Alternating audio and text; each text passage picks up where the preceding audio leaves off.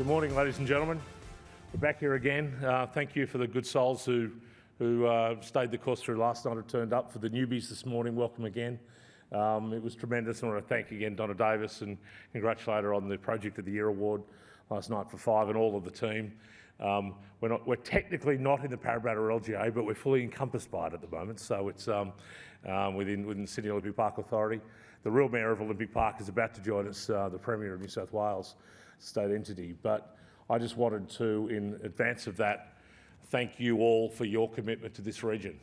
Just talking to the Premier today, just reminding ourselves, only 10 years ago did really the crusade, did Western Suburbs become Western Sydney. And while we're all impatient, we all want more, and we've got a whole list I'm going to go through, a lot of things we really want additionally. Just think where we were 10 years ago. Just think about it in terms of governance, in projects, in people, the people in this room, in organisations focused, in the global links we've forged, in the way Western Sydney has become the most dynamic two words in Australian politics sectorally. This is the place it's happening, but importantly, it's still happening and there's so much more to do. It comes in doing not much for 200 years. It takes a lot of catch-up. But it's my pleasure today, as I said, those of you here last night heard from the bloke who wants his job, the Honourable, not the Honourable, the Chris Minns MP. And I'm sorry, I just noticed our Minister for Transport, David Elliott, entered the room and threw me at that point in time, that beautiful, he's got the same haircut as me at the back, another good-looking fella.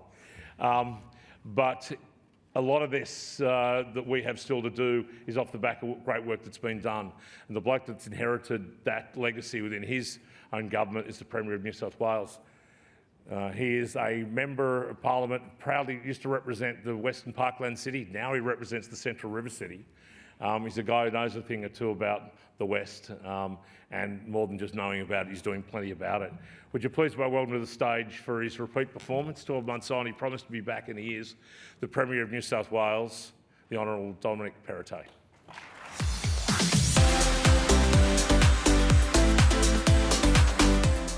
For more than a decade, Western Sydney has been in the midst of an extraordinary transformation.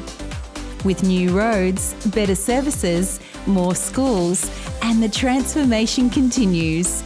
We are focused on connecting the West with West Connects, including the widened M4, the M4 tunnels, and the M8. Sydney Metro, including Metro Northwest, the Parramatta Light Rail, and the M12 motorway will connect the M7 and Western Sydney Airport. And we've invested in the development of world-class healthcare. Billions of dollars have been invested in Western Sydney health projects, and more than 30 health projects have been recently completed or are underway.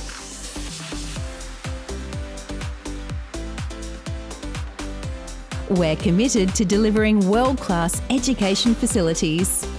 More than 60 new and upgraded schools have been completed in Western Sydney since 2011.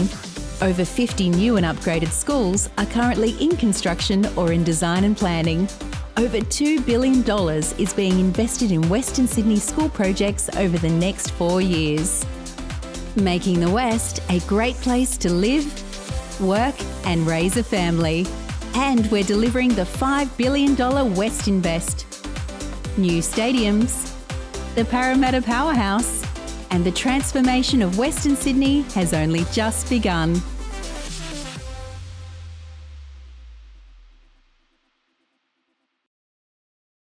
Well, good morning, everybody. It's great to be with you again in Homebush for another Boomtown Summit. I want to thank Chris Brown for his leadership and Adam Leto. Acknowledge my parliamentary colleague and ministerial colleague, David Elliott, somebody who is key to the government's infrastructure rollout, but also somebody who is born and bred in Western Sydney and motivated to do everything he can as part of this government to take Western Sydney to new heights. I believe this is the best branded event in the state because the name matches the energy of the West. It's big energy, it's big vision, and it's big outcomes. So thank you to the Western Sydney Leadership Dialogue, and of course, all of you who are here today for this event. Now, last week I saw an article in the Sydney Morning Herald, and it made some interesting findings. It asked people in various places around Sydney about what they thought of their quality of life. And it found that people in Parramatta recorded a significantly higher quality of life than people further east in places like Lane Cove. Now, people from Lane Cove generally love Lane Cove, but apparently people in Parramatta like Parramatta better. Penrith scored even higher. And when you look at the transformation that has occurred in the West, to me, this is no surprise at all. It reminded me of the debate that raged not that long ago, back in 2014, when our government made the decision to move the Powerhouse Museum to Parramatta. When we were first elected, the Parramatta CBD was tired. And as Chris Brown has just pointed out, in some parts were literally crumbling. Shops were vacant, public spaces were run down. It wasn't a happy place. So we chose to do something about that. We committed to building new connections, starting with WestConnex. We committed to a revitalised town centre, a new world-class stadium, a Parramatta CBD light rail, and a metro to connect the West. The private sector then followed our lead. New buildings went up in the CBD, with government departments as the anchor tenants. The Western Sydney University expanded and rebranded. And as part of it all, we said Parramatta would be home to Sydney's preeminent museum, the Powerhouse. Now, I remember at the time, people in the eastern city, in the city, would say to me, why on earth are you moving one of our most prestigious museums out there? It didn't fit with the experience of Parramatta. But we got on with the job. The work progressed. The first two stages of WestConnex opened. The stadium got built and the crowds poured in. We laid the light rail track, the skyscrapers went up, big tenants came in, and a surging local workforce is driving a local economic boom. And now, when you look at how far that city has become, the Powerhouse feels right at home. So the point of all of this is not construction. It's the quality of life that construction supports. And as a survey in the Sydney Morning Herald shows, our decade of delivery is now paying dividends for the people of the West. Now, to give you an example, a few weeks ago, I met a young couple who just bought their first home in Acacia Gardens. Chloe and Derek have two kids aged under 3. A typical young family looking to the future about how they can set themselves up and get ahead. When I asked them why they chose to put their roots down there, Chloe said it was a lot of things. The area had everything they need: good transport, great access to shops, and thinking of the future, good schools for the kids. You see, it's not about infrastructure itself. Chloe and Derek believe that they can build a great life for their family. And they know, like I do, that the West is only going to get better. Now, before their eldest has started school, the WestConnex will be fully finished. And with family overseas, that means they can run to Sydney Airport. That run out there will take half as long. When they head down to Parramatta, the light rail will be up and running. But before their youngest has started school, the world-class children's hospital at Westmead will be fully upgraded, open and ready in their time of need. Now, fast forward just one more year and they'll be able to hop on a new metro at St Mary's. And this time, they can catch the metro with their kids to the new international airport and jump on a plane to almost anywhere in the world. There's a newly upgraded primary school just around the corner at Quakers Hill, and the renovation at Glenwood High down the road will be done by the time their kids are ready to start high school. This is just a snapshot of the massive transformation that is happening in communities across the West and the impact of that infrastructure on the lives of families across this area. And that isn't just the next few years. The pipeline we have stretches out even further, from Metro West to raising the Warragamba Down Wall, the M12, all the way down to the smaller community projects that make great neighbourhoods. Now, over the weekend, I was in Canterbury Bankstown, where we've allocated $24 million from the $5 billion West Invest Fund to deliver new cultural facilities, sports grounds, and a new pool. These community building investments will keep rolling out right across the region. My point here is simple. The past decade has been a golden era of transformation in the West. And we've made that happen by getting projects built on an epic scale, and that is no small thing. But most importantly, it has made sure that families like Chloe and Derek's can have a great quality of life and a great future in Western Sydney. That is what success looks like. But there is more to do, and as a government, we have to keep going. Now, I can guarantee you this, it won't all be plain sailing. Delivering major projects isn't easy, even in the good times. And the years ahead, there will be new challenges. There are still supply issues and delays with materials and labour. There are project cost challenges with rising interest rates and a global energy crisis. We've got floods to recover from and flood damage to repair. Major economies overseas are expecting difficult times ahead. So we have an important job to do, to chart a pathway back to surplus, particularly after the cost imposed by the pandemic. Navigating these challenges will take every bit of experience and expertise at our disposal.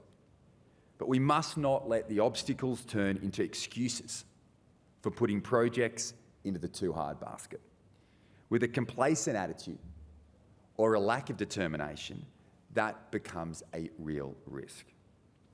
12 years ago, the people of Western Sydney were paying the price for that kind of neglect, and we were elected to fix it. Now, delivering major infrastructure might be the new normal today, but that is only because we made it that way.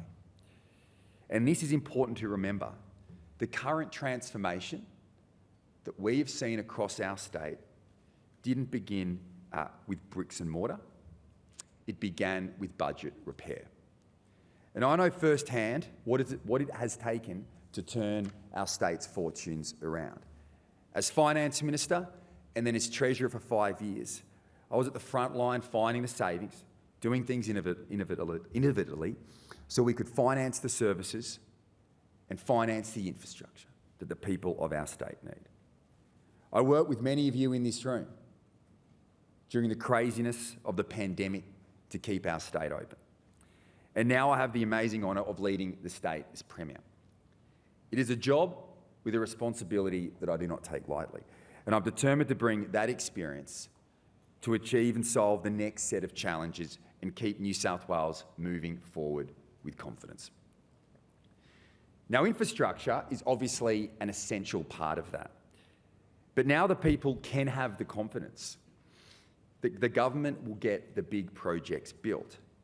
They want us focused on the opportunities that those projects create, particularly here in our West. People want us to think outside the box and find better ways to create opportunity and deliver the services that they can rely on. And this will be the focus of my government in the next term. Now, I only met Chloe and Derek because they took advantage of our first homebuyer reforms, which passed through the Parliament just a few weeks ago. That reform is now live. It gives first home buyers the opportunity to choose between upfront stamp duty, which costs tens of thousands of dollars, or a smaller annual property tax. Now, a huge number of homes eligible for that property tax are here in the West. So this, in many ways, is a policy that will benefit the people of Western Sydney the most. Chloe described it to me as life-changing for her family. Getting that policy through the Parliament, though, I can tell you, was no walk in the park. But if we want to create the opportunity off the back of the infrastructure that we've built, we have to be bold in our thinking. Home ownership is just one example. We've also got big reforms in health and education in the works. Just this week, we announced a new selective school, which will be built at the Westmead Health and Innovation Precinct. It's an opportunity Australia's school students have never seen before. Learning in close proximity to the best expertise, facilities, teaching, skills, training, and ultimately career pathways. Combined with our other education reforms, it all adds up for opportunity for Western Sydney's next generation. In the same way, everything we're doing at the Bradfield City Centre is calculated to create opportunity. When I went overseas earlier this year, I found that there was a huge amount of interest in the opportunity that that new airport and the Aerotropolis will bring. It's a gateway to the world to export the things that we can produce and manufacture right here in New South Wales. But what investors and potential export markets are interested in isn't so much the manufacturing of the 20th century. It's the modern manufacturing, the advanced processes and products, batteries and resources to power the world's clean energy future, medical technology that puts healthcare in your home, quantum computing, aerospace engineering and manufacturing. We understand the enormous opportunity that these growing sectors represent for generations of people living in the West. And that's why we are building facilities like the Advanced Manufacturing Research Centre in Bradfield. It's why we're getting world-leading research and technology firms to put down right here. And it's the reason we are making sure that the new airport will be built with logistics in mind, so New South Wales producers and manufacturers can get their products to bigger markets faster. These are the opportunities for future skills, future jobs, future exports, and future prosperity for the people of Western Sydney for generations to come. So in the distant future, when the history of Western Sydney is written, I couldn't tell you what moment the historians will say was the start of its steady rise. What I do know is that they will look back at this period right now as the moment it went from moderate to meteoric. We have laid the foundations for a resurgent West. We have instilled the confidence that the future of our people deserve is finally being delivered. The construction is no longer a shock. The transformation is nearly complete. And all of us can see the possibilities stretching out in front of us. What comes next is what matters most, turning this transformation into lasting prosperity for the West. That is the measure that history will judge us on. We must make the most of it, and my commitment to the people who live here today, and that is my commitment to the people who live in the West today and who will make their lives here tomorrow. Thanks very much.